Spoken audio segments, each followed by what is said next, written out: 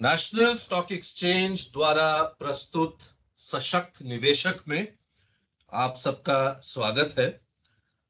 आज मेरे साथ बहुत ही एक खास इंसान जिनकी मैं पर्सनली बहुत इज्जत करता हूं, और ना ही केवल मैं लेकिन पूरी म्यूचुअल फंड इंडस्ट्री उन्हें बहुत इज्जत देती है। वो है DP Singh, deputy managing director है एसबीआई म्यूचुअल फंड के, लेकिन लगभग 4 दशक का इनका एक्सपीरियंस रहा है फाइनेंशियल सर्विसेज में।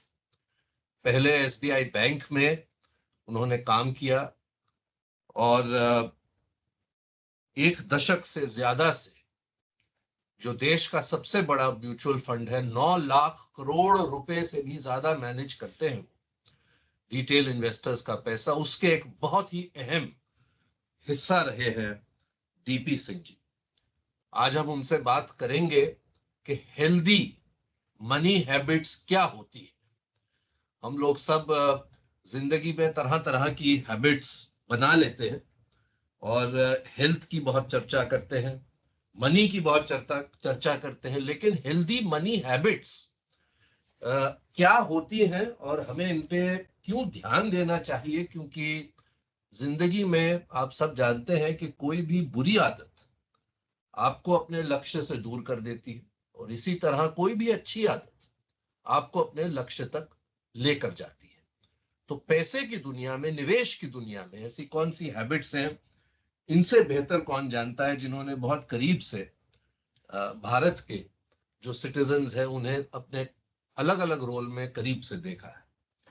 डीपी सिंह जी, बहुत बहुत धन्यवाद आने के लिए यहाँ पर। बल्कि आपका शुक्रिया मेरे को इसमें बुलाने का, और सो काइंड वर्ड्स, इसकी कोई जरूरत नहीं है, ना ही मैं इसके काबिल हूँ। अरे आप तो हमेशा ही मॉडेस्ट रहे हैं, शायद इसीलिए इतने आप चहीते हैं सबके। लेकिन आपने, जैसे मैंने कहा, दुनिया को, भारतवासियों को बहुत करीब से देखा है। एसबीआई बैंक से आप जुड़े थे, ब्रांच लेवल से आप ऊपर आए और इस पोजीशन पर आए, तो आपने लोगों के जो बिहेवियर है, लोग आपके पास आते हैं, आज भी मैंने देखे हैं, कहीं हम इन्वेस्टर कैंप्स पे जाते थे, लोग आते थे, आपसे बात करते थे, अपनी दिक्कतें बताते थे, अपनी प्रॉब्लम्स बताते थे।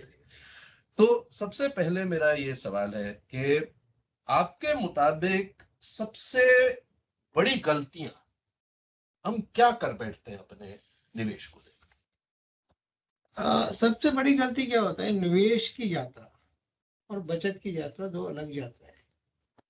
वैसे आमतौर पर तो हम ये कहते हैं कि पहले बंदा बचत करता है, उसके बाद निवेश करता है, और इसकी एक ही धारणा होती है। परंतु निवेश के कुछ जो नियम है वो बचत के नियमों से अलग है। और सबसे बड़ा नियम उसमें ये है कि आपका जो बचत का आपको मिलता है इंटरेस्ट के रूप में, वो एक स्ट्रेट लाइन रिटर्न होता है कि आपको 8% मिलेगा या 7% मिलेगा या 9% मिलेगा, और आपको जब भी निकाल लो, आपकी स्ट्रेट लाइन ही ब्रेक होती है, फिर स्ट्रेट लाइन शुरू होती है। परंतु निवेश में ऐसा नहीं है, क्योंकि निवेश में अगर आप इक्विटी की बात करें, स्टॉक मार्केट की बात करें, तो एक जिसको कहते हैं कि inseparable part of the equity market is the volatility. तो लोग जब बचत के हिसाब से निवेश करते हैं तो अपने उस जो समय की धारणा होती है कि मैं 3 साल से 5 साल तक रखूंगा या 5 साल से ऊपर रखूंगा, सबसे बड़ी गलती लोग वो करते हैं कि वो इसको भी बचत खाते की तरह यूज कर लेते हैं कि जब जरूरत हुआ निकाल लिया। ठीक है, लिक्विडिटी आपको दी जाती है, एक म्यूचुअल फंड इंडस्ट्री एक इतना बढ़िया एक जिसको कहते हैं कि एक प्लेटफॉर्म है जिसमें आपके पास लिक्विडिटी अवेलेबल है। तो लिक्विडिटी को ऐसे नहीं समझना चाहिए कि बचत खाते की, जैसे हम एफडी भी करते हैं तो एफडी भी 3 साल के लिए करते हैं, तो हमारे पास एक ये सावधानी होती है कि जब कभी अगर जरूरत पड़ गई खुदा ना खास्ता तो हम निकाल लेंगे। तो परंतु इसको जो देखा है बिहेवियर में, सबसे बड़ी गलती ये होती है कि उसको ना करके 1 साल के बाद बदल लेना। और निवेश में जब तक आप उसकी यात्रा पूरी नहीं करोगे आपको उसका फायदा नहीं मिलता। और कई बार हम क्या करते हैं, क्योंकि म्यूचुअल फंड में और या इन्वेस्टमेंट्स में और बचत में क्या होता है कि बचत में आपको अपफ्रंट मालूम होता है कि आपको क्या रिटर्न मिलने वाला है। इन्वेस्टमेंट में आप हमेशा पीछे की रिटर्न देखते हो, you look at the back mirror, और पीछे का रिटर्न देख के आप उसका कोई नतीजा ले लेते हो कि हाँ आगे ऐसा ही होगा। This is like driving. अगर आप गाड़ी चला रहे हो तो गाड़ी में तो आप सीधे ही देखोगे कि गाड़ी में कोई खड्डा ना हो। अगर आप पीछे देखते हो पीछे कोई खड्डा नहीं है तो इसका मतलब आगे भी नहीं होगा, तो इसका मतलब ऐसा नहीं है।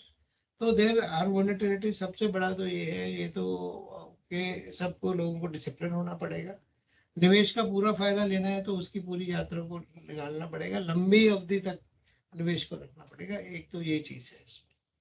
और दूसरी जो उसमें चीज है कि डिसिप्लिन जो है इन्वेस्टमेंट का, स्पेशली मेरे ख्याल में आप एसआईपी पे तो बाद में आएंगे, जी तो जी जी, हम उसकी बात करेंगे जी। आप वो कैसा ना करूं मैं आपसे जी जी।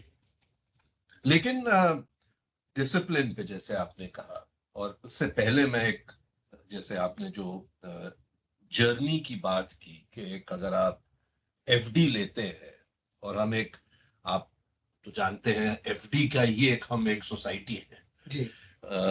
आज भी मेरे ख्याल से 200 लाख करोड़ रुपए बैंक डिपॉजिट में या तो एफडी या सेविंग्स अकाउंट में पड़े हैं, और आपकी पूरी इंडस्ट्री म्यूचुअल फंड की 50 लाख करोड़ पर आई। तो अधिकतर हम एक एफडी सोसाइटी है, और वहां पर अगर हम एक 5 साल की एफडी करते हैं तो हमें कोई परेशानी नहीं होती। जैसे आपने कहा कि खुदा ना खास्ता बहुत ही कोई कुछ इमरजेंसी हो जाए तो ही विड्रॉ करते हैं, नहीं तो नहीं छूते उसको। लेकिन जब इन्वेस्टमेंट की बात आती है, अब म्यूचुअल फंड में और लोग जुड़ रहे हैं, खासकर यंग लोग, ज्यादा उनको अवेयरनेस है, वहां पर ये थिंकिंग नहीं चलती। रियल एस्टेट लेते हैं 15 साल 20 साल उस जमीन को रखेंगे, लेकिन आज भी अगर म्यूचुअल फंड में भी निवेश किया है या डायरेक्टली इक्विटी में किया है, थोड़ा मार्केट इधर उधर होता है, हम विचलित हो जाते हैं, वरिड हो जाते हैं अगर गिर रही है, या ग्रीडी हो जाते हैं बढ़ रही है। तो एसआईपी जो एक बहुत पॉपुलर टर्म बन चुका है, अब एक बहुत एक जरिया बन चुका है। जैसे आप, मुझे याद है कुछ साल पहले हमने जब इंटरव्यू किया था, कई साल हो गए अब, एसआईपी तब उतनी पॉपुलर नहीं थी। आपने आरडी का एग्जांपल दिया था, जो एसबीआई में आरडी भी लोग करते थे बहुत साल पहले। तो एसआईपी क्या आप मानते हैं कि एक तो चलिए चीज है कि मेरे को इनकम आती है तो मैं थोड़े थोड़े पैसे डाल सकता हूँ या डाल सकती हूँ, लेकिन डिसिप्लिन भी ये इनकलकेट कर पाई है आपके मुताबिक सोसाइटी? नहीं, वही वही एक बहुत बड़ी समस्या है कि आज की डेट में जो जितनी एसआईपी हम इंडस्ट्री में होती हैं, उससे ज्यादा इंडस्ट्री में ऐसे भी बंद हो जाती है। और एक कई जगह पे ऐसा भी देखा गया कि अगर किसी जगह पे 50,000 एसआईपी हुई महीने में, तो उसी महीने में 40,000 बंद भी हो गई। तो बंद होने के 3 तरीके होते हैं। एक तो या तो जो बेचने वाला बिना इसको समझे कि वह कि ये बंदा जो जिसको मैं एसआईपी बेच रहा हूँ हर महीने दे पाएगा कि नहीं पाएगा, तो उसको बेच दी जाती है। दूसरी वो होती है कि उसको एक कुछ समय के लिए कर दिया कि 1 साल के लिए 2 साल के लिए, तो समय जब खत्म होता है तो इतनी छोटी वो मात्रा होती है उसकी एसआईपी की कि वो बेचने वाला दोबारा उसके पास पहुंचता नहीं है, और व्यक्ति के को पता ही नहीं लगता कि उसकी एसआईपी बंद हो जाती है। और तीसरी सबसे बड़ी ये है कि ये जो हम जब जो भी म्यूचुअल फंड बेचने वाले होते हैं, मुझे ये कंफर्ट देते हैं कि ये पैसा आप कभी भी निकाल सकते हो। वो भी एक बहुत बड़ा डैम्पर है। कि ऐसा भी देखा है कई बार एसआईपी चल रही है, पर एसआईपी का जो पैसा एकमुलेट हुआ है उसको निकाल लेते हैं। जैसे मैंने आज एसआईपी शुरू की 5 साल पहले ही शुरू की कि मैं परपेचुअल चलूंगा। 2 साल बाद मेरे को लगा कि यार ये नया फोन आया तो इसमें ठीक है, एसआईपी का इतना पैसा बन गया, इसमें से निकालो। 5,000 की एसआईपी चल रही है, तो उसका जो रुपी कॉस्ट एवरेजिंग का जो कंपाउंडिंग का पूरा फायदा है वो मेरा उसी वक्त खत्म हो गया जिस वक्त मैंने पैसा निकाल लिया। वो एक आपके पास अवेलेबल है चीज कि अगर आपको बहुत मजबूरी में निकालना है तो उसमें निकालिए, नहीं तो ये किसी उद्देश्य के साथ लिंक होनी चाहिए। ऐसे भी हमेशा होता है कि ये मेरे को हायर एजुकेशन के लिए करना है, या मेरे को घर लेना है उसके लिए करना है, या वेल्थ क्रिएशन के लिए करना है। कुछ भी उद्देश्य ना हो तो वेल्थ क्रिएशन तो लॉन्ग टर्म में ही बनता है। तो बहुत शॉर्ट टर्म में अगर आपका वेल्थ क्रिएट थोड़ा हो गया तो दैट इज ए बोनस।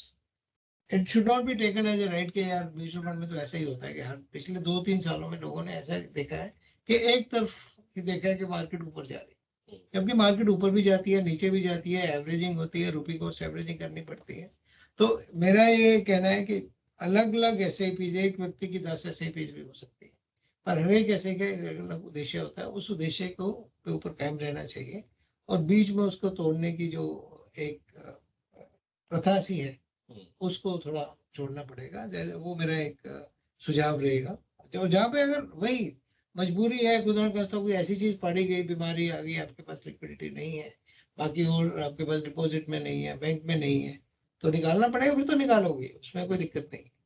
परंतु इसको it should not be very easy way of getting the money back. तो एक जो सुविधा इस प्रोडक्ट के साथ आई है, वही सुविधा इसके लिए एक मुश्किल बन गई है। जैसे हमने देखा था कि ये इक्विटी मार्केट के साथ भी हुआ था, क्योंकि वेल रेगुलेटेड थी, लिक्विडिटी थी, तो लोग 15-20 साल रियल एस्टेट खरीद के बैठ जाते थे, लेकिन इक्विटी में दिन भर भाव देखते रहते थे, क्योंकि इतनी उसमें फोकस था, इतना मीडिया कवरेज था। ये जो मैं बोल रहा हूँ ना, इसको एक आंकड़े के साथ, तो हम अभी देखते हैं कि हर महीने 17,000 करोड़ रुपए, 18,000 करोड़ रुपए SIP से आ रहे हैं।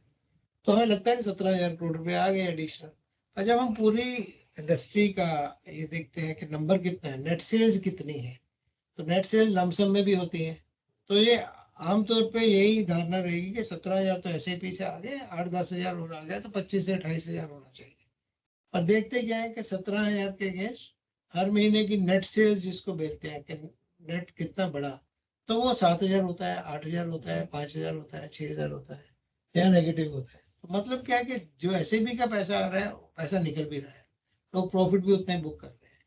और आज की डेट में जब हम बड़ी खुशी के साथ ये बात कर रहे हैं कि इंडस्ट्री 50 लाख करोड़ की हो गई है, तो उसमें ये 40 से 50 लाख करोड़ की जब इंडस्ट्री हुई है, उससे ज्यादा हिस्सा सेल्स का नहीं है या नए पैसे का नहीं है, वो ज्यादा हिस्सा मार्क टू मार्केट का है।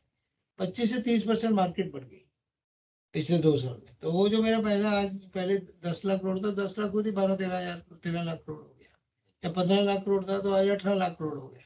हमें ऐसा देखने में लगता है कि इंडस्ट्री बहुत बड़ी हो गई।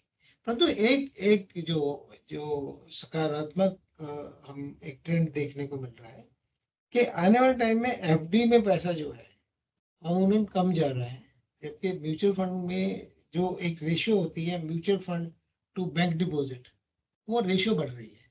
उसका एक कारण of course mark to market भी है, और नेट सेल्स इतने नहीं है, पर लोगों का जो रुझाव है वो बैंक डिपॉजिट की तरह थोड़ा कम होता दिख रहा है। सिंह साहब, जब पिछली जनरेशन थी जहां पर उतनी अवेयरनेस नहीं थी, लेकिन फिर भी आपने तो खुद उसको फर्स्ट टाइम देखा है, लेकिन हम सुनते रहते हैं कि कितने ऐसे पेरेंट्स थे जिन्होंने 15, 20, 25 साल तक एक RD रखी, और जब बेटी की या बेटे की शादी हुई, वो RD तोड़ी और एक लमसम बच्चे को सौंप दिया। जी। क्या आप मानते हैं, जो मैं बात आपकी सुन रहा हूं, कि उस जनरेशन के पास उतने ऑप्शंस नहीं थे, लेकिन पेशेंस थी, कम से कम इतनी समझ थी कि चाहे 7%, 8% रिटर्न है, शायद 12% भी था, एक दौर ऐसा भी था जब इंटरेस्ट रेट्स बहुत हाई थे, वो दौर भी आपने देखा है, लेकिन डिसिप्लिन था। और आज की जो यंग जनरेशन है, जो बहुत ज्यादा अवेयर है, बहुत ज्यादा स्मार्ट है, इंटेलिजेंट है, लेकिन क्या आप मानते हैं कहीं ना कहीं जो एक बैड मनी हैबिट है, वो है कि रिकलेसली स्पेंड कर देना और डिसिप्लिन नहीं रहना इन्वेस्टमेंट की? नहीं, इसके दो है सर। सबसे पहले तो मैं पॉजिटिव साइड पे जाऊंगा कि I will not say bad habits. One good habit is they are looking at investments now, वो निवेश पे ध्यान दे रहे हैं। आज से पहले क्या होता था, वो जैसी किसी की नौकरी लगी, सबसे पहले क्या होता था, लोन लिया, EMI की, सबसे पहला क्या उद्देश्य होता था, मेरे को बड़ा स्मार्टफोन लेना है, मेरे को बाइक लेनी है, मेरे को गाड़ी लेनी है। वो उससे अलग हो गए हैं। Most of the youngsters today, rather than owning a car, will like to hire Ola और Uber. उनका वो हो गया, क्योंकि उनको भी समझ आ गई कि ये डेप्रिशिएटिंग एसेट्स है, मेरे को एप्रिशिएटिंग एसेट में पैसा लगाना है। वो एक बिल्कुल है जो कि एक बहुत बड़ा और सकारात्मक है, कि वो रेकलेस स्पेंडिंग वाली जो बात है वो है। बट वो जो दूसरा डिसिप्लिन की बात है कि समटाइम सी जवान है, यंग है, तो उसमें एक वो जो होता है कि उसको पूरा डिसिप्लिन से नहीं करता। तो मेरे हिसाब से उनको 2 बकेट्स रखनी चाहिए, जिसमें एक वाकई ऐसा ही जो अपने, क्योंकि उनको छुट्टी पे भी जाना है, उनको पार्टी भी करनी है, करनी चाहिए, यंग है, करना पड़ेगा, करना जरूरी भी है। आज की नेटवर्किंग की डेफिनेशन पहले की नेटवर्किंग की डेफिनेशन से बिल्कुल अलग है। तो they have to live by today's definition, they are their youth. But वो डिसिप्लिन को जो तोड़ देते हैं, उसमें जो है कि अभी वो एसएपी तो करते हैं हर एक बंदा, जो भी आज की डेट में एसएपी को अभी बेचने की जरूरत नहीं है, एसएपी हर एक व्यक्ति करता है। या वो दूसरा क्या कर रहा है, वो डीमैट अकाउंट खोल के वो पैसे लगा, वो जो दूसरी है सबसे पहले तो उनके लिए है कि भैया अगर तो आपके पास इतना टाइम है कि आप कंपनी की रिसर्च कर पा रहे हो, आप सोच समझ के कर रहे हो, सुनी सुनाई बात पे अगर आप इक्विटी में पैसा लगा रहे हो तो प्लीज लगाना बंद करिए, म्यूचुअल फंड में आ जाइए। म्यूचुअल फंड बिल्कुल भी कॉस्टली नहीं है। अगर आज हम देखें on an average regular plan में एक 50 एक 60 1.5 1.6% का खर्चा है, और डायरेक्ट प्लान में आ जाए तो 60-70 पैसे का खर्चा है। तो डू इट योर सेल्फ वाले में अगर वो डायरेक्ट प्लान में आते हैं या किसी और प्लेटफॉर्म से रेगुलर प्लान में भी आते हैं, तो भी at least with this cost they are getting the services of hardcore professionals who are making every investment in a very very knowledge based research. Otherwise they will not invest there. और हमने तो, मैं तो खुद अपने फंड हाउस में देखता हूँ कि कई बार उस भावना को कि रेट बहुत बढ़ रहा है इसमें लगा दो, जो एक इंडिविजुअल किया और जो एक इंस्टीट्यूशन का देखने का नजरिया ही बिल्कुल अलग होता है। जब बाकी लोग रिटेल इन्वेस्टर वहां पे पैसा लगा रहे होते हैं तो इंस्टीट्यूशन उसमें पैसा निकालता है कि भैया अभी ये यूफोरिक आ गया है, यूफोरिया में मेरे को नहीं जाना, मेरे को लॉन्ग टर्म इन्वेस्टमेंट करना है, तो हम उसमें से निकल जाते हैं। तो कई बार ये भी कहा जाता है कि आपके फंड ने अंडर परफॉर्म किया। अंडर परफॉर्म करना भी एक इन्वेस्टमेंट डिसीजन है। मैं ये मानता हूँ, ये इस चीज को देखना कि मेरे को कहाँ पैसा लगाना है, कहाँ नहीं लगाना है। तो वो अगर मैं बहुत फास्ट जाता हूँ, तो अगर मैं गाड़ी चला रहा हूँ 120 की गाड़ी पे गाड़ी चलाऊंगा तो हो सकता है मैं 20 मिनट पहले पहुंच जाऊँ, और एक व्यक्ति बड़े डिसिप्लिन वे में 80-90 पे गाड़ी चला। तो हम क्या कहते हैं कि 80-90 आमतौर पे ये कहता है, एक तो ये है कि यार यू हैव अंडर परफॉर्म, देखो तेरे से आगे निकल गया। और दूसरा तरीका है कि नहीं तो डिसिप्लिन रहा है, तेरे को एक्सीडेंट का खतरा कम है। तो जो भी व्यक्ति बहुत ज्यादा मार्केट से आउट परफॉर्म करने की कोशिश करता है, तो हम ये चलते हैं आउट परफॉर्म हमें करना है as per our policy, as per our philosophy, not just like this, not for the heck of it. तो हमें पता है कि जब कोई पैसा व्यक्ति या कोई भी निवेशक का पैसा, किसी युवा का पैसा हमारे पास लगता है, उसको अपना समझ के, उससे ज्यादा जो हम आज की डेट में अगर 70-80 लोगों की रिसर्च टीम है तो एक एक कंपनी को देख के यार इस कंपनी का क्या है, तो उस हिसाब से करना जरूरी है। तो ये जो, अगर आपके पास इतनी नॉलेज है, आप कंपनी को रिसर्च कर सकते हो तो डायरेक्ट इक्विटी में जाइए, नहीं तो म्यूचुअल फंड के थ्रू आइए। तो इसके लिए मैं तो कहता हूँ कि आज के युवा को मैं मुबारकबाद देता हूँ कि उन्होंने पिछले, ये जो आज से 5 साल पहले हमें होता है not EMI but SIP, but अबे आज की डेट में वो कहने की जरूरत नहीं पड़ती, क्योंकि लोग EMI लोन लेके अपने वो लग्जरी आइटम नहीं खरीद रहे, क्योंकि उनको भी समझ आता है कि ब्याज भी देना पड़ता है और डेप्रिशिएटिंग एसेट है। इधर ना ब्याज देना पड़े बल्कि एप्रिशिएटिंग एसेट है। तो अपना बना के कुछ जाते हैं, छुट्टी पे जाते हैं या कोई चीज लेते हैं तो ठीक है, परंतु थोड़ा सा डिसिप्लिन और बढ़ाने की जरूरत है। यही मेरा एक संदेश है।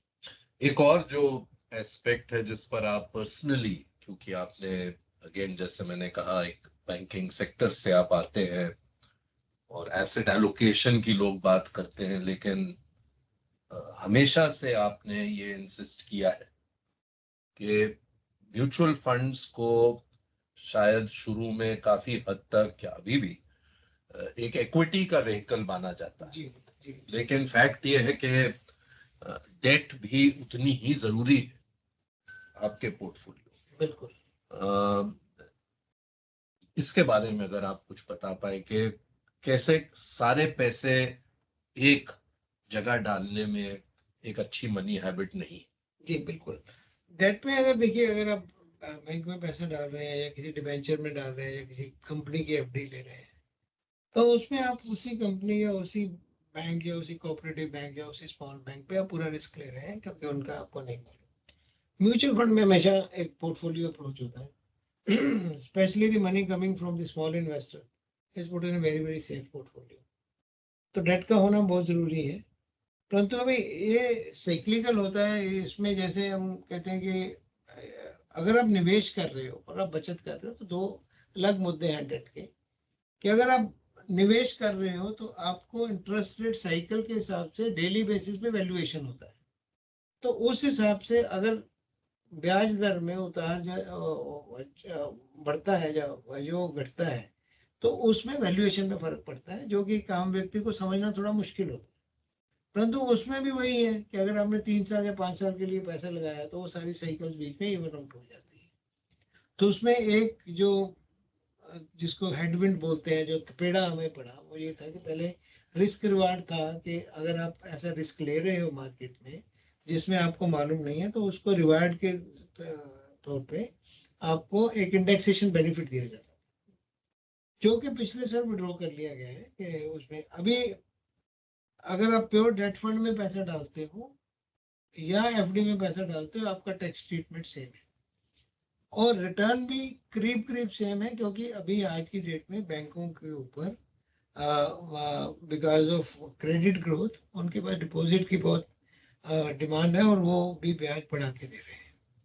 तो ऐसे केस में डेट फंड को पुश करना थोड़ा सा मुश्किल हो जाता है, पर दीज आर साइक्लिकल थिंग्स, क्योंकि आज की डेट में जब लिक्विडिटी ठीक हो जाएगी, ब्याज दर कम हो जाएंगे, तो फिर डेट फंड अट्रैक्टिव लगने लगेंगे। परंतु डेट फंड के में खेलने के लिए सबसे बढ़िया तरीका एक ये है कि आप हाइब्रिड फंड के थ्रू आइए, क्योंकि आज की डेट में ये बात तो मान्यता बनी गई है कि अगर आपको इस चीज का विश्वास है कि आपका देश तरक्की करेगा और आपका जो अगला दशक या 2 दशक है आपकी देश की, आपकी इकोनॉमी के लिए है, तो आपको इक्विटी में पार्टिसिपेट करना ही पड़ेगा, क्योंकि अगर नहीं करेंगे तो आप ग्रोथ जर्नी का हिस्सा नहीं बन सकते। मैं एक नागरिक के तौर पे या आप एक नागरिक के तौर पे अगर उस ग्रोथ जर्नी का हिस्सा बनना चाहते हैं तो इक्विटी में डालना पड़ेगा, क्योंकि इक्विटी आपको मार्केट ग्रोथ प्लस इन्फ्लेशन के टाइम पे रिटर्न देती है। तो उसका हिस्सा बनने के लिए एक हाइब्रिड फंड, जैसे एक मल्टी एसेट एलोकेशन फंड है, उसमें क्या है कि 35% आपका क्योंकि एक जो पिछले साल जब इंडेक्सेशन निकाला गया तो इंडेक्सेशन उसी फंड के लिए लागू रखा गया जिसमें कम से कम 35% इक्विटी हो। तो ये जो मल्टी एसेट एलोकेशन फंड है जैसे हमारा है, तो उसमें 35% हम इक्विटी में लगाते हैं, 40 से 45% हम 40 से 50% हम लगाते हैं अपना डेट में, और 15% के करीब 15 से 20% के बीच में वो हम गोल्ड में लगाते हैं, which is a hedge against it. अगर ऐसे फंड में पैसा लगाया जाता है तो डेट की भी जो रिटर्न आती है उस हिस्से को भी आपको इंडेक्सेशन बेनिफिट मिल जाता है, क्योंकि आपके फंड में 35% आज की डेट में इक्विटी है। तो जिस व्यक्ति का इतना रिस्क एपिटाइट हो गया है कि 25, 30, 35% इक्विटी में लगा सकता है, तो उसके वो हर हालत में ऐसे फंड में पैसा लगाना चाहिए और डेट का प्ले हाइब्रिड के थ्रू करना चाहिए, ना कि डायरेक्ट डेट पे। डायरेक्ट डेट पे होता है, जैसे अभी एक धारणा ये भी है कि आने वाले 2 साल में ब्याज दर कम होगी। वो धारणा बिल्कुल पक्की है, हम भी इसमें शामिल हैं कि वो अगले 1 साल में हो, 2 साल में हो, कोई फर्क नहीं पड़ता। पर उसमें जब भी ब्याज दरें कम होंगी तो कैपिटल गेन आएगा डेट के ऊपर, तो उसका जो आपको रिटर्न ज्यादा मिलेगी। परंतु एक व्यक्ति जो थोड़ा पैसा डालना चाहता है वो इसमें प्ले ज्यादा नहीं कर पाता, क्योंकि उसको इस चीज से बड़ी निराशा होती है कि यार पीछे वो एक ना वैल्यू देखने की आदत है हम सबको। तो अगर इंटरेस्ट रेट सपोज 2 साल नहीं कम हुए तो उसकी जो रिटर्न दिखेगी वो बैंक डिपॉजिट के बराबर या बैंक डिपॉजिट से कम भी दिख सकती है। हो सकता है एक आध महीने में नेगेटिव रिटर्न भी आ जाए अगर इंटरेस्ट रेट बढ़ जाते हैं, अगर इन्फ्लेशन बढ़ जाती है, ग्रोथ हमारी होती है या कुछ ऐसा जियो पोलिटिकल में। तो उस रिस्क रिवार्ड में आज की डेट में सबसे बढ़िया तरीका यही है कि डेट प्ले करो और डेट को हाइब्रिड के थ्रू प्ले करो। और मेरे को ये भी विश्वास है कि ये जो डेट का इंडेक्सेशन बेनिफिट लिया गया है it will be reviewed for sure, क्योंकि अगर वो नहीं किया गया तो ये जो ओवरऑल हम डेट मार्केट को बढ़ाने की बात कर रहे हैं अपनी इकोनॉमी में, उसमें भी असर पड़ेगा, क्योंकि रिटेल पैसा तो म्यूचुअल फंड के थ्रू ही आएगा। रिटेल पैसा डायरेक्ट डेट इंस्ट्रूमेंट में कभी नहीं आ पाएगा, तो क्योंकि वो तो ना तो डेट इशू करने वालों को पास इतने सर्विसिंग की होती है, they can't allow you liquidity, they can't allow you I mean every kind of service on day to day basis। तो उसके लिए मेरा ये विश्वास भी है और मेरी ये आशा भी है कि इसके तरफ ध्यान दिया जाएगा, ताकि डेट में ज्यादा से ज्यादा नागरिकों को पार्टिसिपेट करवाया जा सके। एक आखिरी सवाल डीपी सिंह साहब, एक बार आपसे इंटरव्यू कर रहा था और आपने एक बहुत अहम बात बताई कि अक्सर लोग एसआईपी शुरू कर देते हैं, और जैसे आपने कहा कि लोग एसआईपी अच्छी तरह से अच्छे नंबर्स में शुरू कर रहे हैं, लेकिन उसे टॉप अप करना भूल जाते हैं। और इस पर आपने बात की थी मुझसे 2 साल पहले, और आपने ये फ्लैग ऑफ किया था इशू। उसके बाद कई लोगों ने इस पे रिसर्च भी करके प्रूव किया डेटा के साथ कि कितना इंपॉर्टेंट है टॉप अप करना, क्योंकि आज का 100 रुपए, और अगर आप 5 साल बाद 2x कमा रहे हैं और फिर भी 100 रुपए की एसआईपी कर रहे हैं, तो आपके लाइफस्टाइल गोल्स शायद जो बढ़ेंगे, जैसे आपने कहा, चलते हुए लाइफ में आप उन्हें नहीं मीट कर पाएंगे। तो जरा इस पे कुछ बताइए कि चाहे जितना भी हो, लेकिन कोशिश रहनी चाहिए कि हर साल टॉप अप जरूर करें अपनी बिल्कुल, एसआईपी। वो बहुत जरूरी है, क्योंकि मनी वैल्यू हर वक्त कम होती जाती है। मैं तो अपने कुलीग्स को, अपने एम्प्लॉइज को, जितने भी हमेशा ये बोलता हूँ कि जितनी आपकी इंक्रीमेंट मिलती है हर साल, उसका डबल आप एसआईपी अमाउंट बढ़ा दें। अगर आज किसी व्यक्ति की सैलरी अगर 50,000 है, तो अगर वो 50,000 की सैलरी में अगर वो 5,000 की एसआईपी कर रहा है, तो कल को अगर उसकी सैलरी 50 से 60,000 हो जाती है, तो उसको 5 से 10 नहीं तो कम से कम 8,000 तो एसआईपी अमाउंट कर ही देनी चाहिए। क्योंकि हम मामूली देखते हैं कि हमारे जो फिक्स खर्चे होते हैं वो उतने नहीं बढ़ते बियॉन्ड ए पर्टिकुलर लेवल। बिल्कुल, जो महंगाई की हालत है उसमें जो कम तनख्वाह वाले लोग हैं उनको तो, वो तो इस स्थिति में रहते हैं। उनके लिए पर ये बताना कि आप हर बार बढ़ा दो या कुछ कर दो नहीं होगा, परंतु लोगों के पास वेल्थ क्रिएशन बहुत हो रहा है, इनकम बहुत तेजी से बढ़ रही है, पर कैपिटा जीडीपी अगर हम देखें तो बढ़ रही है, लोगों का की आर्थिक स्थिति अच्छी हो रही है, परंतु वैल्यू भी कम हो रही है। तो हर साल जो भी एसआईपी की अमाउंट है 10% तो बढ़ाना बहुत आवश्यक है, तभी आपका गोल मीटअप हो पाएगा। क्योंकि जो इन्फ्लेशन होती है, आपका जो गोल है, जो उसकी मैं वैल्यू आज की डेट में देख रहा हूँ, तो उसकी वैल्यू भी बढ़ जाएगी। अगर आज मैं कोई यंग लड़का है, अपने बच्चे के लिए वो एजुकेशन के हिसाब से करता है, तो आज जो पैसा डालेगा और आज की एजुकेशन की कॉस्ट के हिसाब से डालेगा, तो एजुकेशन कॉस्ट तब तक वो 20 साल का होएगा, तो 20 साल में एजुकेशन कॉस्ट भी डबल हो जाएगी। तो उसको अगर आज करना है, तो हर साल में जब तक वो बढ़ाएगा नहीं उसको अमाउंट को, या बढ़ाएगी नहीं, तो वो उस गोल को मीट अप नहीं कर पाएंगे। और जैसे जैसे आर्थिक स्थिति बढ़ती है, आपका निवेश उसके मल्टीपल में बढ़ना चाहिए। ये एक बहुत है। और जैसे आपने कहा आंकड़े, अगर हम बात करें आंकड़ों के हिसाब से, तो ये एक ऐसा नतीजा दिखाई देता है कि अगर ये ना किया तो आपका जो किया हुआ एसआईपी वो भी बेकार हो जाता है, क्योंकि वो गोल को मीट अप ही नहीं करता। तो इसको इसमें क्या होता है कि इसमें आपको हर साल करने की जरूरत नहीं है। You can register it at the time of registering the SIP itself. आज की डेट में अगर आपने 5,000 की एसआईपी किया, उसको अगले साल 5500 करना है या 10% से बढ़ाना है, दोनों आपके पास है कि आप प्रतिशत में करना चाहते हैं या फिक्स अमाउंट में करना चाहते हैं। अगर फिक्स अमाउंट में करना चाहते हैं, तो इरिस्पेक्टिव ऑफ द परसेंटेज आपका हर साल उतना अमाउंट बढ़ता रहेगा, 5 से 6, 6 से 7, 7 से 8, चाहे वो परसेंटेज में टर्म या फिर परसेंटेज में कर दो। तो वो परसेंटेज जो वैल्यू का होगा, जो वैल्यू बन गई, अब 5 से 6 हुआ, तो 6 का 20% जाएगा, फिर 7,200 का 20% जाएगा। तो ये चीजें अवेलेबल है, पर ये बहुत आवश्यक है। अगर ये ना किए तो आपके पूरा पूरा जो उद्देश्य है वो उस पर पहुंच नहीं पाएंगे। ये बहुत बहुत जरूरी और अहम मुद्दा है। और इसके साथ ही यही है कि हर एक के लाइफ स्टेज में एक अकोमोडेशन स्टेज होती है, एक डी अकोमोडेशन स्टेज होती है। अभी हमारी लॉन्जिविटी इतनी बढ़ रही है, तो अभी वर्किंग एज तो 60 ईयर्स ही है जो नौकरी में है, जो एंटरप्रेन्योर है। अगर आप देखोगे, और किसी को देखने की जरूरत नहीं है, अगर आप आज हमारे माननीय प्रधानमंत्री जी को ही देखते हैं, तो वो किसी तरह से भी नहीं लगता कि उनकी एनर्जी किसी यूथ से कम है। तो अगर हम 60 में, अगर वो आज से 12 साल पहले रिटायर हो जाते हैं अगर नौकरी में, तो उसमें अपनी अगर देखें तो जो हमारी आमदन है, उसके इस तरह से करना है कि जब मेरी आमदन बंद हो जाएगी, मेरे को कुछ ना कुछ काम शुरू करना है, या आगे वाली जनता जो उम्र है उसके लिए करना है। तो कैपिटल क्रिएशन के लिए भी, अपनी कैपिटल क्रिएशन, अपने बच्चों के लिए कैपिटल क्रिएशन वो बहुत जरूरी है। अभी हम जो पहले नैरेटिव देते हैं ना, कार लेने के लिए, मकान के लिए, बेटे बेटी की शादी के लिए, वो नैरेटिव बदल गए हैं। अभी नैरेटिव ये है कि जब मैं अपना, there are people who are having, they are starting their enterprises and after retirement there are startups. There are startups. I mean, there are people after the age of 60 they are entering into startups. तो वो तभी मुमकिन है अगर आपके पास पूंजी हो, आपके पास कैपिटल हो।